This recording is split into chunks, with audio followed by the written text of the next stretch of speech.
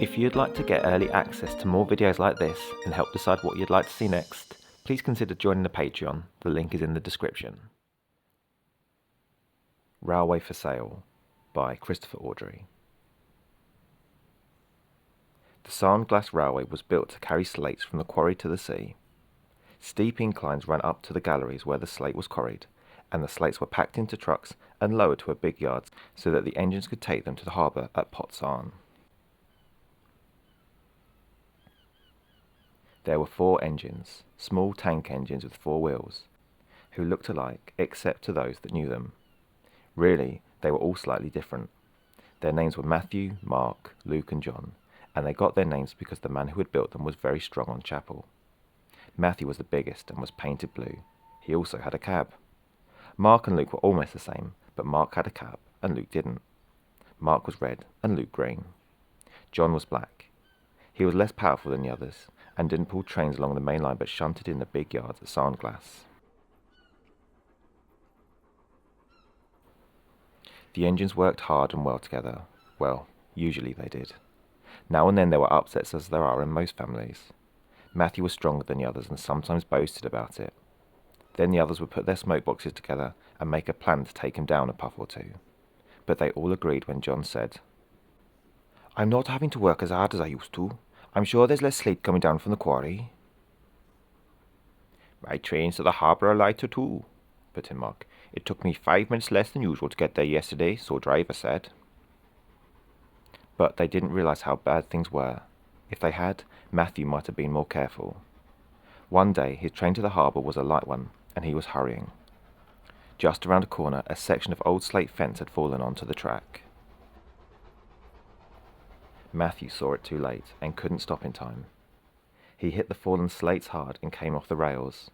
His cab slithered round so that he was facing the hillside, and the slate trucks and their contents piled up around him.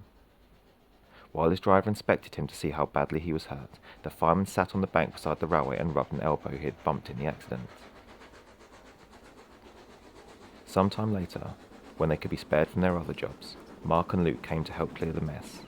They helped Matthew back to the shed, and next day the manager came to see him.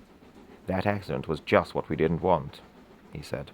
"We lost that order for slates, and there's no money for repairs. The owner says we may have to close." "What will happen to us?" asked the engines. The manager shook his head. "The owner will do his best," he said. "Someone must need 4 hard-working engines like you." But it seemed that no one did. Then the engines heard one of the workmen saying that the quarry was to close in a month. The waiting was awful. 3 weeks later there was still no news about what was to happen. Feeling miserable, the engines went quietly about the little work they had, hardly speaking to each other. They slept uneasily at night. "What will become of us?" they wondered sadly.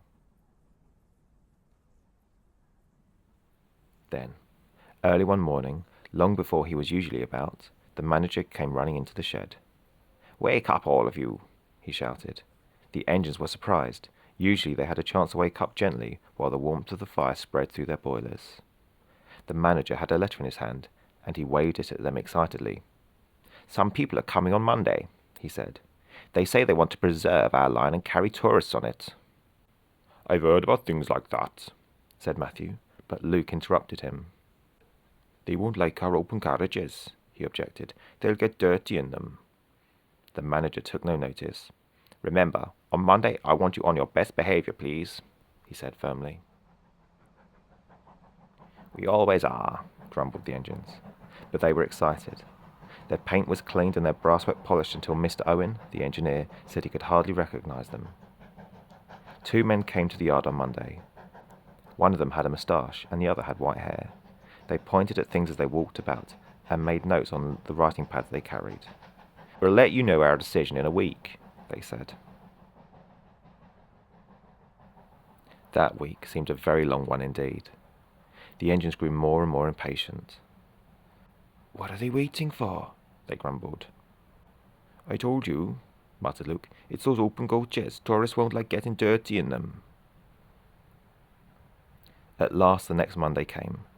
Fires were lit in Mark, Luke and John, and because Matthew couldn't move on his own, Mark helped him out to the yard. An area near the shed had been roped off. A table was arranged in the centre, and the white-haired man and his friend were nearby.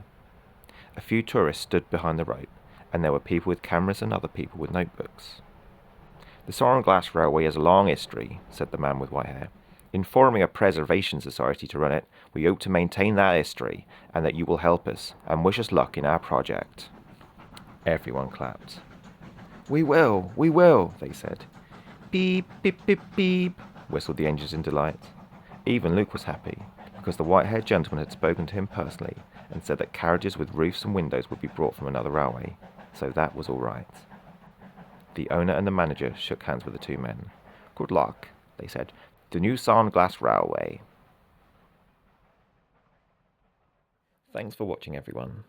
If you enjoyed this video, please consider subscribing to the Patreon like these fine folk to help pick the next video subject, get early access to new content, and help support the channel.